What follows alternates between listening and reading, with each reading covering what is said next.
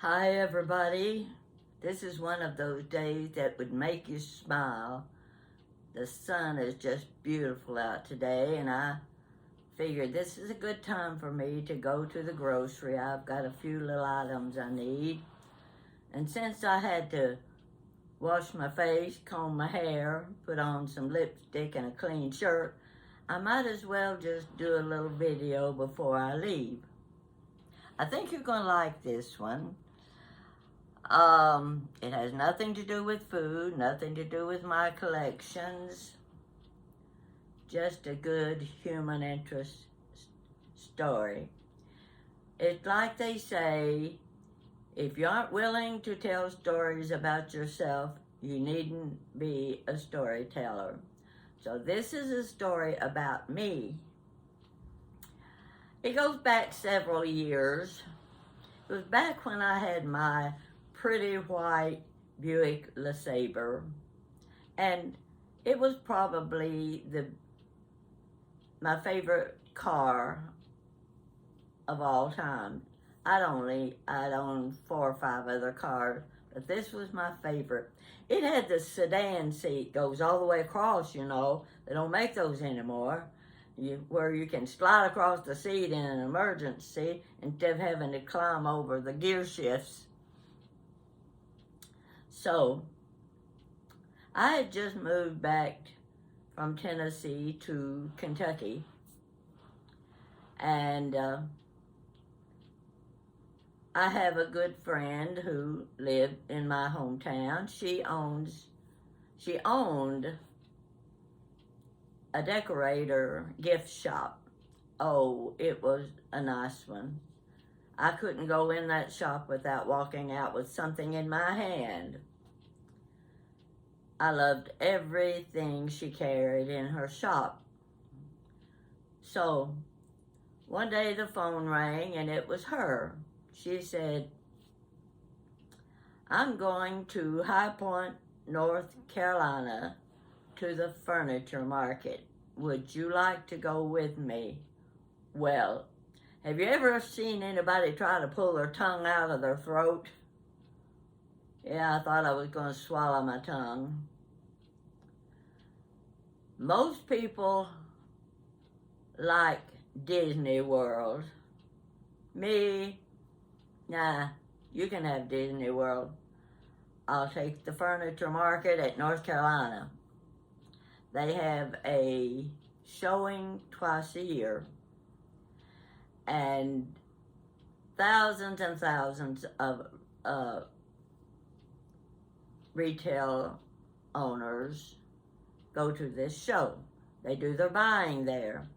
So my friend, she was going to go look and see if there were a few things she could bring home with her. Well, I was so excited. It's like Santa Claus had come. So the day came. It was time for us to go, and I went out the night before and got my car washed. And the next morning I got up, got gas. She said, "Now be here at 10 o'clock. Now I had 87 miles to drive to get to her house. So I got my gas, and I noticed, oh my gosh, I'm running late. I'm supposed to be there at 10 o'clock. Now, I'm one of those people that when you say 10 o'clock, I'm there 2 minutes till 10. I'm ready. So this bothered me. I had no way to contact her because it was the beginning of cell phones, and I didn't have a cell phone to call her and tell her I'm running late. So I had to speed up a little bit, and wouldn't you know, I got behind a big white 18-wheeler, and he wasn't going fast enough to suit me, so he was in the right lane. And I thought, well, I'm going to have to pass this truck. But if I do, I won't be able to see the road sign telling me where the exit ramp is, where I need to turn off. And I knew I was getting close to the town. So I stayed behind the 18-wheeler in the right lane. I didn't want to miss the turnoff, because if I did, I would lose more time because I'd have to turn around and come back. So anyway, I'm right behind that 18-wheeler and wanting to push him on ahead, but no, I had to watch for the exit sign. And then I saw his turning signal, right turn signal. Oh my gosh, we're at the exit already. He's going to turn off there too. So I turned on my signal and I followed the man onto the ramp. We went up the ramp and he started slowing down and getting slower and slower. And I thought, why is he going so slow? And he even came to a complete stop. That's when I realized I had followed a big white tractor-trailer truck into a way station. Embarrassment, that is the height of embarrassment.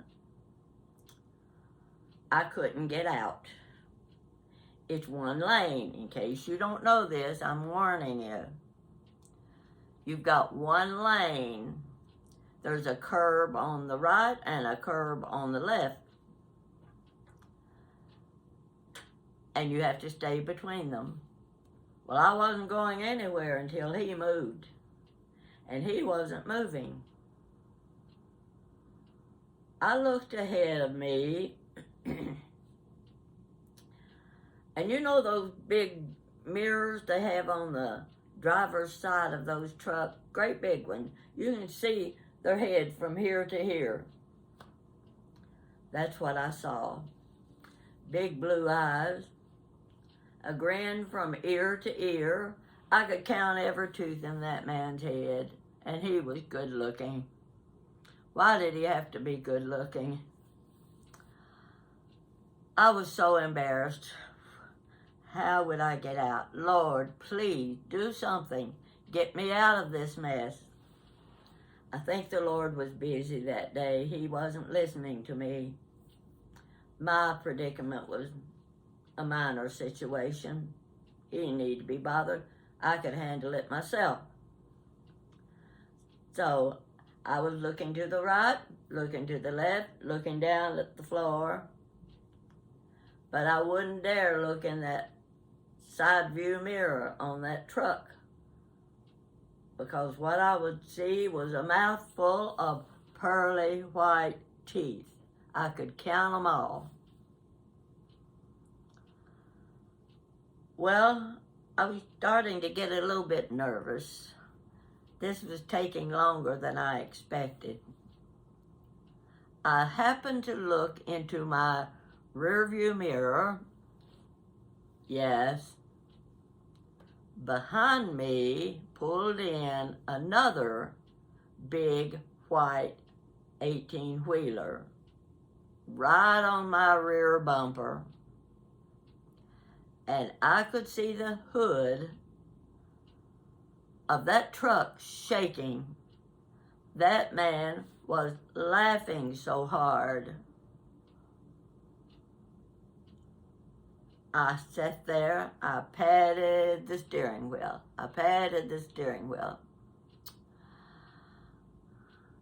Patted the floorboard of the car. I looked right and I looked left, but I couldn't look forward and I couldn't look backward, because I was going to see the blue eyes and the man in the rear view mirror. So I looked over to the right. There's a little building over there. I don't know what they do in that building. They probably have a telephone, so they call in the trucks that don't make stops at the way stations or something like that.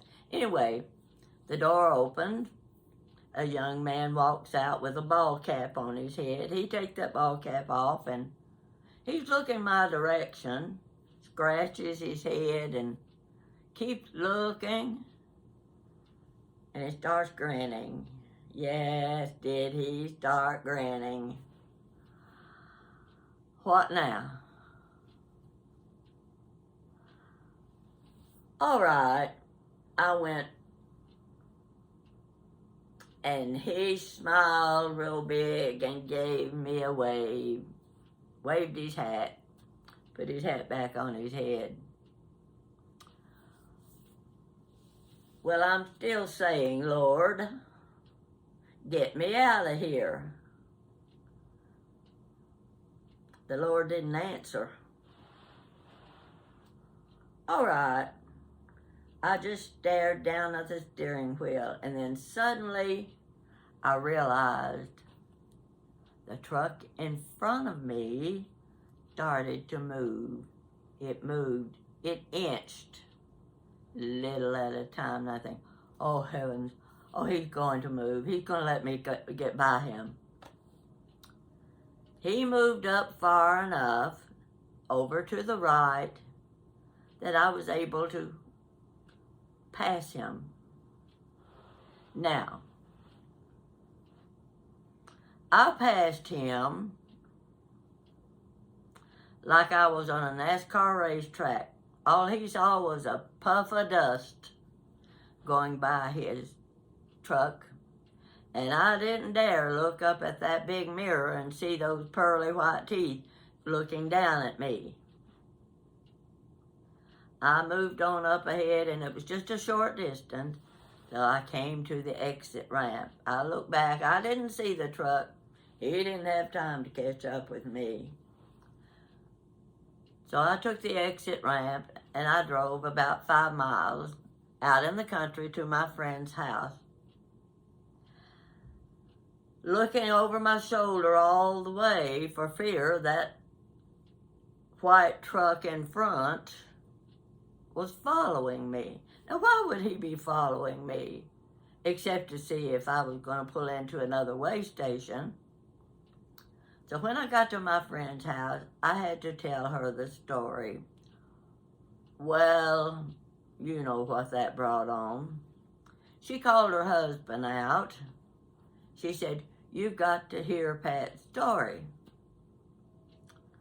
So I told him, and he killed over laughing. My friend and I got in her car, and we headed for North Carolina, and I'm telling you, I had the time of my life. We went from building to building, floor to floor. Some of those buildings had 4 and 6 floors of furniture and accessories, and I was in heaven, just in heaven. And the one thing I did, I carried a tote bag with me, because those big shows, every booth provides refreshments. I had chicken salad sandwiches, I had tuna, I had cookies, chocolate chip cookies, peanut butter cookies. I had flan. First time in my life I'd ever eaten flan, and I'm telling you, I wish I had the recipe today, because that's the best thing I ever ate. So while she was doing business with the dealers, questions and answers and what she was interested in, maybe ordering, and I was just going around looking and lollygagging over everything I saw. But I was also collecting food, because she couldn't eat while she was doing business, and I could. So every time I got something for me to eat, I got an extra one and put it in the tote bag for her. I can't tell you how much I enjoyed that trip. But the main thing I have to remember it by is the day I went through the weigh station. I hope you've enjoyed this story. It's a simple thing that anybody could do, and I would venture to say that a few of you have gone through a way station too. It's not fun because it's embarrassing. Yes, I was very embarrassed.